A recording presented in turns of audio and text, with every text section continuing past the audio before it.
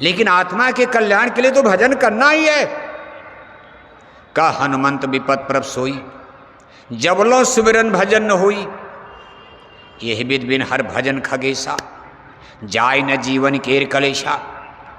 इसलिए कहीं अटक भटक मत जाना कि महाराज जी से भी नहीं मिलेंगे, हमारा क्या लेना देना। कुटिया में नहीं जाएंगे, सड़क के उस पार कितने लोग नहीं जाते, कहते बस मंदिर में पूजा कर लेंगे, प्रसाद चढ़ा देंगे, भाई हम मथुरा जाते, बदनाम हो जाएगा, धोखा खा जाओगे, भारी दोष लगेगा, अपना परमार्थ नष्ट कर लोगे। पूज्य महाराज जी से भी मिलो, वक्त के सदगुरु हैं, और सत्संग सुनो दरगाह में बैठ कर 2-3 दिन, आपकी बुद्धि खुल जाएगी, दिमाग फट जाएगा। अभी आपने सत्संग सुना कहाँ? सुनाने लगे, सुना तो नहीं, सुनाना ही शुरू कर दिया। चलो ठीक है, शाकाहारी धर्म का सुनाओ सब लोग, हाथ जोड़कर विनय हमारी, हो जाएं सब शाकाहारी। यहाँ तक तो सुनाने का आर्डर है, आदेश है। लेकिन सतलोक का गाना गाने लगे और अपने कुछ नहीं पता, राम गलत, कृष्ण गलत, ये गलत, तो गलत, गांव में झगड़ा भी करा दिया। इसलिए पहले सुनने की आदत डालो। आप सुनो, स्कूल इसीलिए लगता। सत्संग महिमा है अति भारी, पर कोई जीव मिले अधिकारी। सत्संग की बहुत बड़ी महिमा, सत्संग के द्वारा ही ज्ञान होगा, बोध होगा। अध्यात्मवाद के गूढ़ से गूढ़ रहस्य को, जन्म मरण की अबूझ पहेली को आप सत्संग में ही बैठ करके सुनोगे, समझोगे, जानोगे, एक एक कड़ी खुलेगी। साथ ही साथ सत्संग में मन की काई भी धुलती। ये चीज़ देखो तो आश्चर्यजनक लगती। मान लो सत्संग में बताया जाएगा, ज्ञान होगा, जानकारी होगी, लेकिन मन की भी सफाई सत्संग में होती है। जैसे पानी और साबुन से कपड़े का मैल जाता, ऐसे हमारे मन बुद्धि चित्त की सफाई होती है। भी संतों की वाणी कह रही कि सत्संग जल जो कोई पावे, मैल आई सब कट कट जावे, सठ सुधरें सत्संगति पाई। ये चीज़ आश्चर्य में डालती। तो हम बैठे हैं सत्संग में, कोई कौन सी ऐसी बरसात और साबुन गिर रहा कि हमारा मन साफ हो जाएगा। लेकिन यही गजब का विज्ञान है। जब आप वक्त के सदगुरु की दरगाह में जाओगी, सत्संग कोई कथा कीर्तन नहीं होता। कहा सत्संग किसको कहत हैं, वह भी तुम सुन लेओ, सत्य नाम सत्पुरुष का जहाँ कीर्तन हो। जहाँ अमर देश सतलोक की वाणी, कीर्तन माने आवाज, वाणी, साउंड, शब्द, जहाँ वो अमृत की किरणें बरसती। भले आपको बीन बांसुरी न सुनाई दे, भले आपको घंटा संग नहीं सुनाई दे रहा, लेकिन उसमें से अमृत की फुहार संतों के दरबार में जब आप सत्संग में बैठते तो अमृत की किरणें बरसती। ये अमृत की किरणों की बरसात आपके मन और बुद्धि को धोती हैं, निर्मल करती। एक तो नाम जब प्रकट होगा तब तो प्रत्यक्ष हो जाता। ज्यों ही नाम हृदय पड़ा भया पाप का नाश, मानो चिन्हगी आग की पड़ी पुरानी घास। ये नाम तो देखो यहाँ प्रकट होगा जब प्रत्यक्ष में आवाज़ सुनाई देगी। लेकिन मान लो अभी नहीं सुनाई दे रही, इसके लिए सत्संग बहुत बड़ा सहारा है। अंदर में घंटा संग बीन बांसुरी बंसी कुछ नहीं सुनाई दे रहा, मधुर मधुर गरजई घनघोरा, प्रिया हीन डर पई मन मोरा। बादलों की गरज मृदंग कुछ नहीं। लेकिन सत्संग में महापुरुषों के वचन सुनाई दे रहे हैं। इन वचनों से अमृत झलता और आपके मन बुद्धि को कुछ न कुछ धो देता। इसीलिए कहा बड़े भाग पायो सत्संगा। और वो भी अमर देश सतलोक की बात, कोई स्वर्ग वैकुंठ का व्याख्यान नहीं, भाषण नहीं, प्रवचन नहीं, अमर देश सचखंड सतलोक। इसलिए वक्त सदगुरु, वक्त के गुरु, वक्त के सदगुरु उनके वचनों का सेवन करना चाहिए। आज ये अवसर देखो समय समय पर आपको मिलता, आप सत्संग में आ गए, मान लो सत्संग में भी घटना होती, सत्संग में आते जाते लोग कभी कभी आप देखते हो एक्सीडेंट हो जाता, कितने लोग मौत को प्राप्त हो जाते हैं।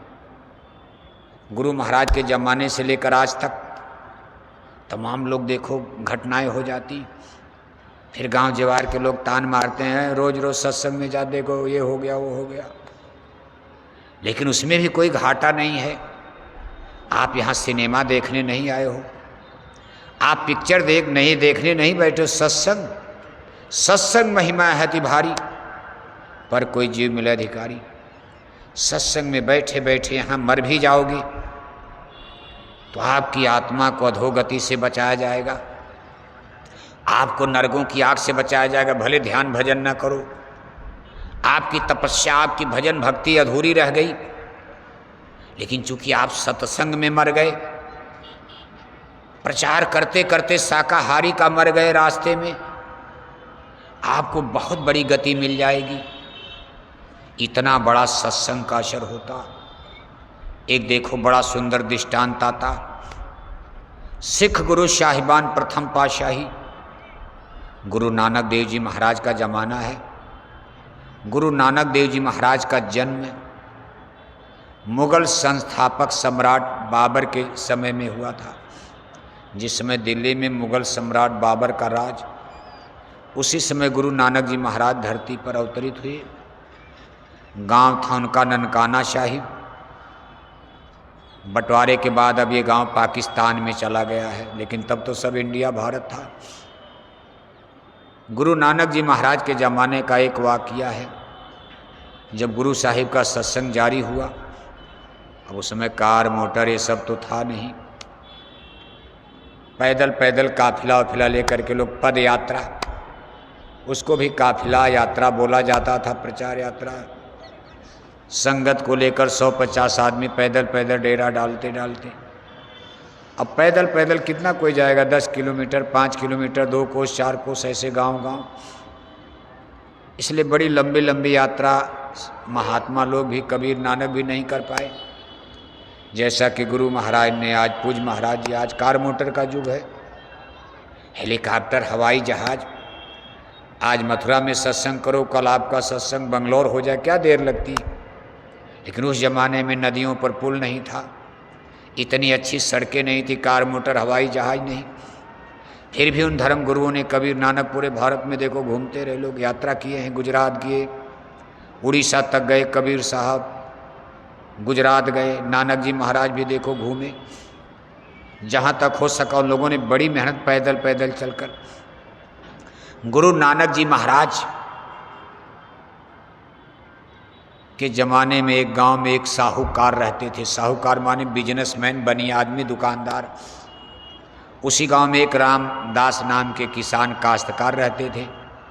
अगल बगल में ही गांव में घर था, दोनों लोगों में दोस्ती थी, अच्छा रिश्ता।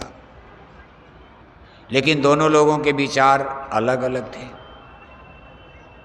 साहूकार यानी शुद्ध शाकाहारी भगत आदमी, और रामदास जोरा खाने पीने के, दारू शराब मांस वांस खाने के शौकीन। लेकिन दोस्ती थी दोनों लोगों में।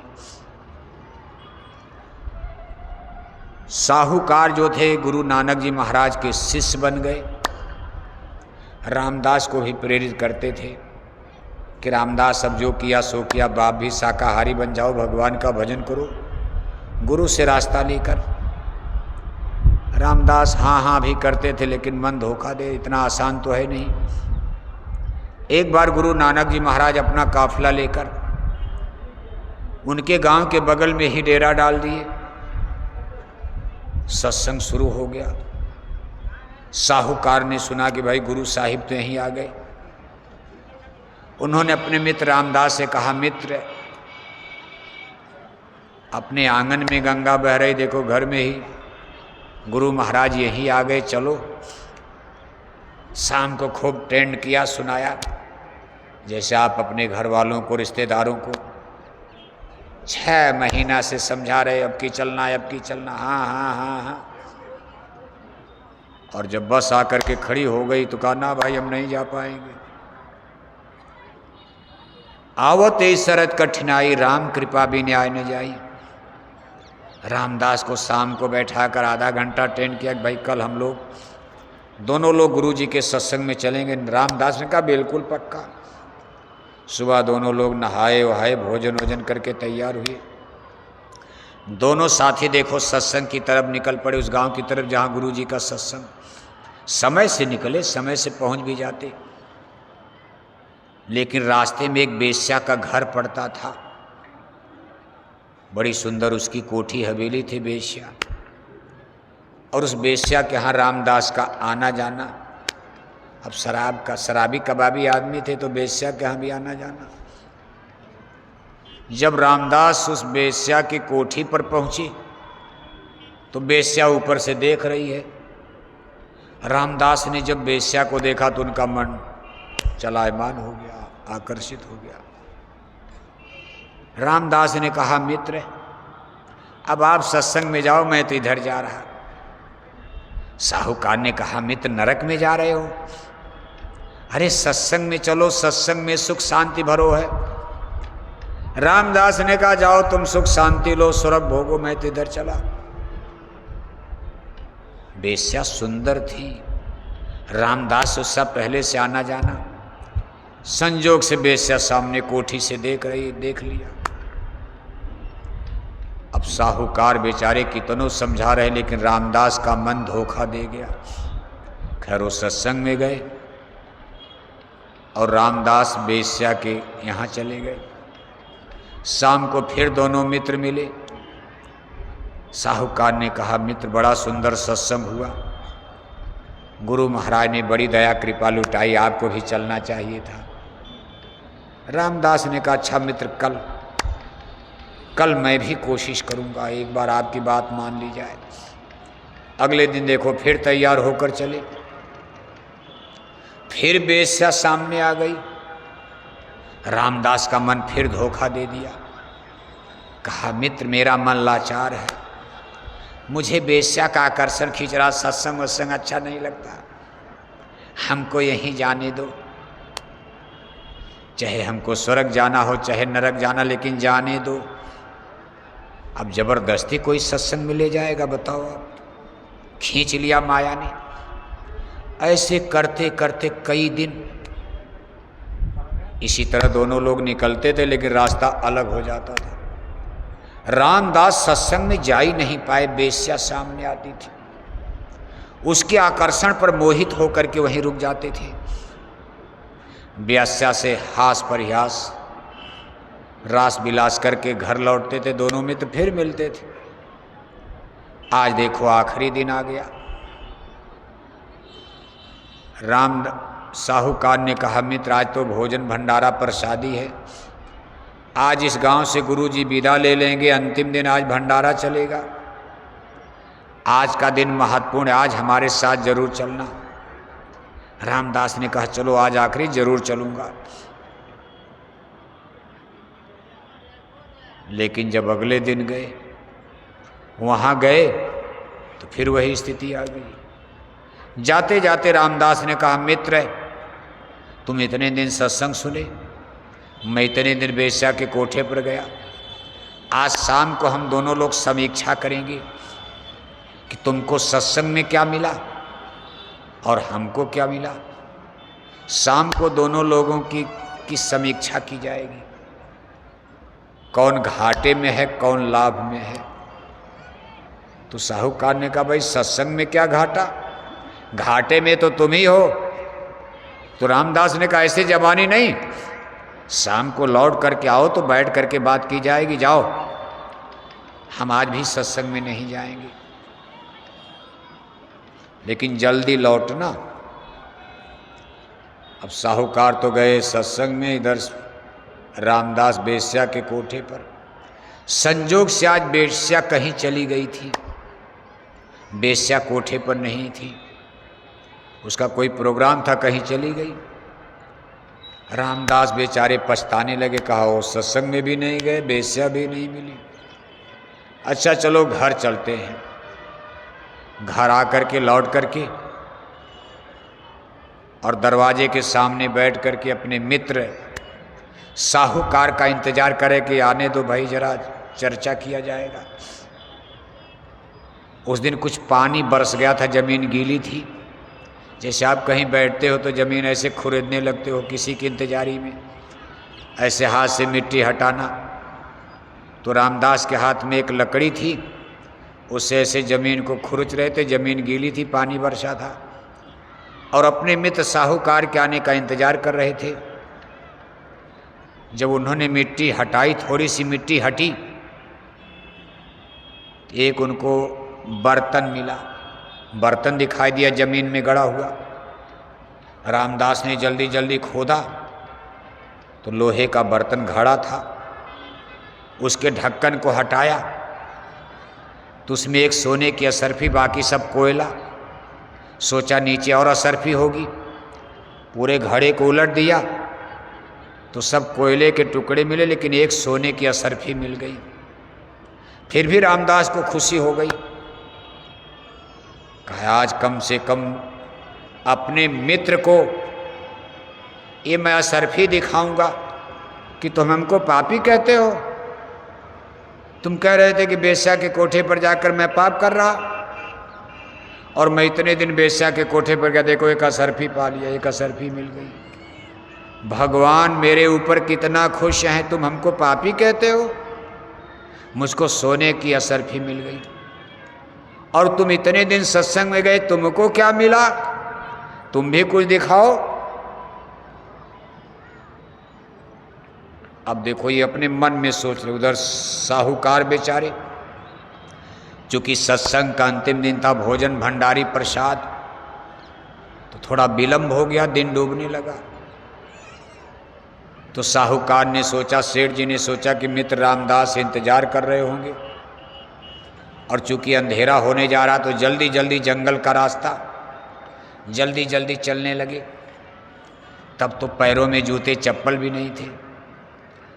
थोड़ा सा झटके में एक बहुत बड़ा कांटा, बहुत बड़ा कांटा सेठ जी के पैरों में धंस गया, और इतना जबरदस्त कांटा कि निकाल रहे उसी में टूट गया। दर्द में का खून बह रहा, दर्द के मारे अब चीख रहे, चिल्ला रहे, लंगड़े लंगड़े लंगड़े लंगड़े खून गिर रहा। अब वहाँ कहाँ डॉक्टर मरहम पट्टी करने वाले जंगल में मिलेंगे।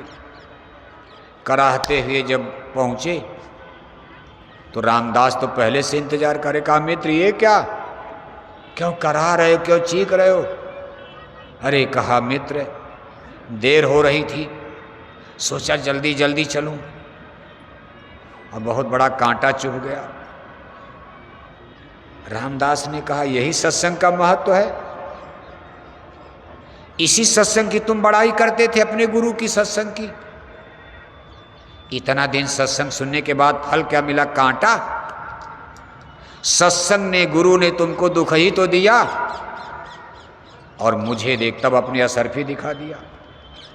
कहा तुम हमको कह रहे थे कि तुम पाप कर रहे हो रोज रोज, और ये पाप कर्म जिसको तुम पाप कर्म कहते हो, ईश्वर ने, भगवान ने मुझे सोने की असरफी दे दिया। देख मेरी गरीबी दूर हो जाएगी, और तुमको इतने दिन सत्संग सुनने के बाद ये कांटे का दर्द मिला, दुख मिला, कष्ट मिला।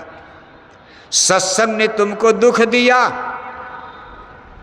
जिसको तुम पुण्य कह रहे थे अच्छा कर्म, और जिसको तुम पाप कर्म कर, उसने मुझको सोने की असरफी दिया। बोलो तुम्हारा सत्संग सही है कि मेरा ये किसका सही है? अब सेठ जी बेचारे खुद सस्पेंस में आ गए, क्या जवाब देंगे बताओ आप? उनके पास कोई जवाब नहीं। बात तो प्रत्यक्ष है कि भाई हम सत्संग में दुख भोग रहे, और ये आदमी बेश्या के कोठे पर भी गया, हास परिहास किया, दुनिया का आनंद लिया, और आज सोने की इतनी बड़ी असरफी, इसकी गरीबी चली जाएगी। हमारा तो जो है दान दक्षिणा में ही कितना गया, दवा में जाएगा, ऑपरेशन करवाना होगा। वैसे अपने गुरु पर उनको भरोसा है, लेकिन उत्तर नहीं आ रहा कि हम रामदास को इसका उत्तर क्या समझावें।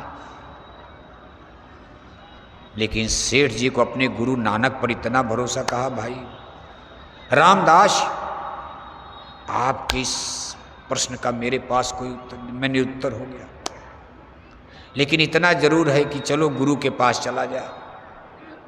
आपके भी शंका, मुझे भी शंका हो रही, क्या सत्संग यही होता? क्या सत्संग में दुख ही दुख होता कि सत्संग धोखा है? गुरु सदगुरु सत्संग धोखा है, धर्म कर्म। इससे अच्छा तो दुनियादार मजे में है, खाओ पियो मौज उड़ाओ, क्या तमाशा। मैं भी शंका में, चलो गुरु के पास। अभी दूसरे ही गांव में, बहुत दूर नहीं गए। अब देखो रामदास अहंकार में कहा चल तेरे गुरु से भी निपट लूंगा। बताओ, सत्संग सुनने नहीं जा रहे और गुरु के अपमान करने के लिए रामदास तैयार हो गए। अब संतों का खेल है, कैसे किसको सत्संग में बुलाएंगे। रामदास के मान को भी, चलो भाई अच्छा इसी बहाने एक बहाना बना दिया। रामदास को जाना है गुरु के पास, सदगुरु के पास, सामने उनको हाजिर होना है। कारण एक बन गया। रामदास ने घमंड में कहा चेले को तो मैंने हरा दिया, चल तेरे गुरु से भी निपट लूंगा। क्या जवाब देंगे तेरे गुरु? सीना ताने दोनों लोग गए। सेठ जी ने गुरु नानक जी महाराज के सामने पूरी बात रखा, अपनी भी रख दिया, रामदास की भी रख दिया। गुरु नानक जी महाराज कहने लगे सेठ, पहले तुम्हारी कांटे वाली बताऊं कि पहले इनकी असरफी वाली बताऊं? तो सेठ जी ने कहा गुरु जी पहले इनकी असरफी वाली बता दीजिए